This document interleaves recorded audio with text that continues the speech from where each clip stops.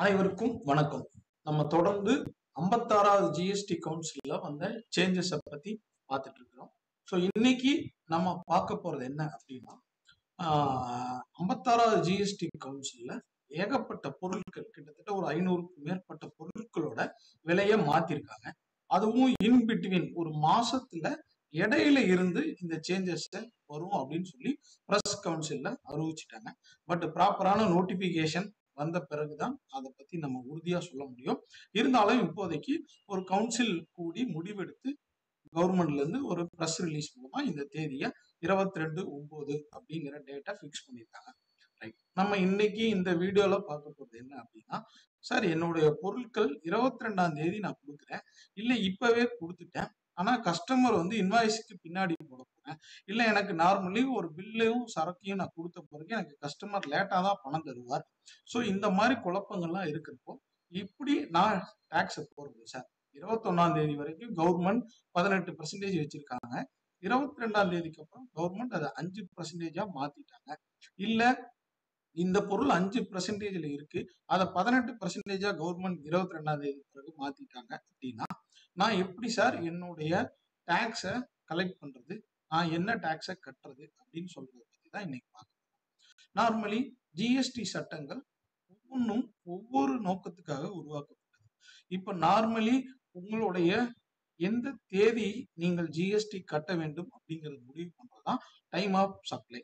அந்த time of சப்ளைல section 12 என்ன சொல்லுது அப்படின்னா, ஒரு பொருளை நீங்க வித்தீங்க அப்படின்னா என்ன தேதியில கட்டணும் அப்படின்னு சொல்லுது. ஒரு சேவை, அதாவது நீங்க ஒரு சர்வீசஸ் பண்றதா இருந்தா எந்த தேதியிலிருந்து நீங்க அந்த சேவைக்கு வரி கட்டணும்னு சொல்றது செக்ஷன் 13. இப்போ இதுல புதுசா ஆல்ரெடி கவர்மெண்ட் ஒரு செக்ஷன் இன்ட்ரடியூஸ் பண்ணிருக்காங்க. அது என்ன அப்படின்னா section 14, changes in rate of tax in respect of supply of goods or services. அதாவது அரசாங்கம் ஒரு பொருட்களுடைய வரியை மாற்றும் பொழுது, இந்த சட்டம் புதுசு இல்ல, பழைய சட்டம் ஆல்ரெடி சட்டத்தோட இருக்கிறதா, அப்படி மாற்றும் பொழுது என்ன டாக்ஸ் உங்களுக்கு வரும் அப்படின்னு சொல்லி சொல்றதா இந்த செக்ஷன் 14. சரி, இப்ப இந்த செக்ஷன் 14 பத்தி நம்ம ஒரு எளிமையான ஒரு விளக்கங்களோட பார்ப்போம்.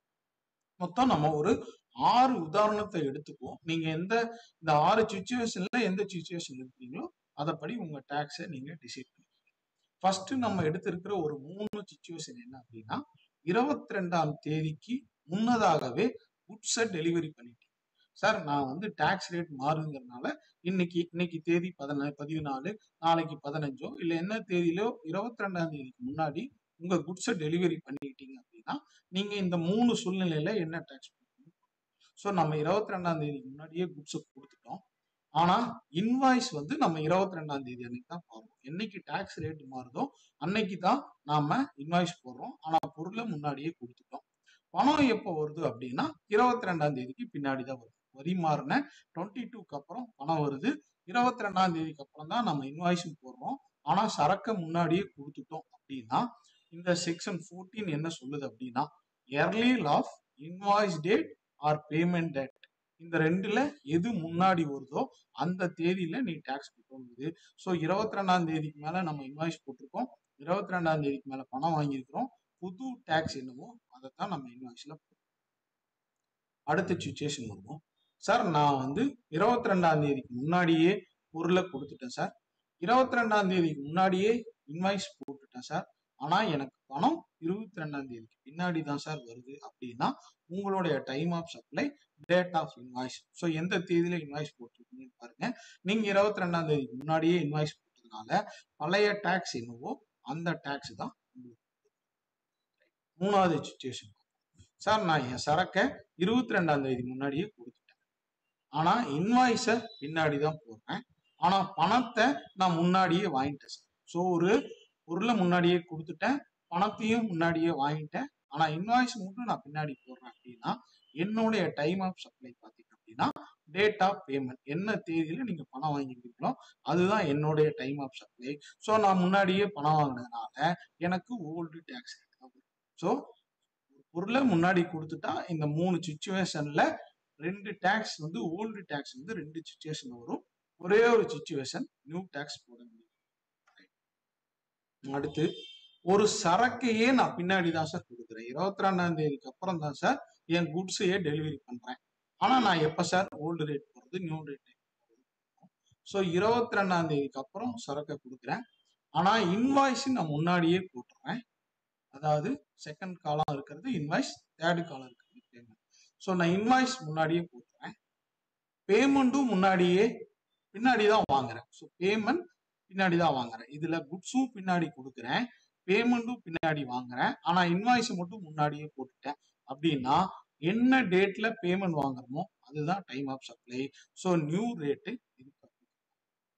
அடுத்த சுச்சுவேஷன் வாங்க சார், நான் வந்து 22ஆம் தேதிக்கு அப்புறம் தான் குட்ஸை டெலிவரி பண்றேன், இன்வாய்ஸ் முன்னாடியே போட்டுட்டேன், பேமெண்ட்டும் முன்னாடியே வாங்கிட்டேன், 22ஆம் தேதி தான் குட்ஸ் மட்டும் டெலிவரி பண்றேன் அப்படின்னா ஏர்லியில் ஆஃப் இன்வாய்ஸ் டேட் அது payment date time of supply வரும். ஸோ பழைய டேக்ஸை நீங்க வசூல் பண்ணி காட்டணும்.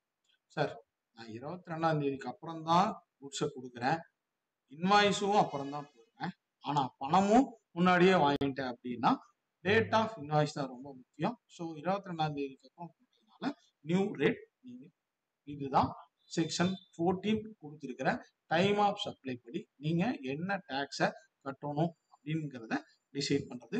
ஸோ இதை பொறுத்து உங்களுடைய நியூ ரேட்டா ஓல்டு ரேட்டாங்கிறத புரிஞ்சுக்குங்க. ஸோ இந்த விளக்கம் உங்களுக்கு பயனுள்ளதா இருக்கும். மறக்காம என்னுடைய சேனலை சப்ஸ்கிரைப் பண்ணிக்கோங்க. கமெண்ட் பாக்ஸ்ல வேற என்ன சேஞ்சஸ் 56 கவுன்சில் வேணுங்கிறத டிசைட் பண்ணுங்க.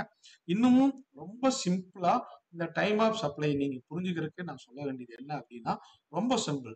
2 டிரான்சாக்சன் உங்களுடைய 22ஆம் தேதிக்கு முன்னாடி இருந்துச்சு அப்படின்னா ஓல்டு டேட், 2 டிரான்சாக்சன் 22ஆம் தேதிக்கு பின்னாடி இருந்துச்சுன்னா நியூ ரேட். இதை மனப்பாடம் வச்சுக்கோங்க. தேங்க்யூ.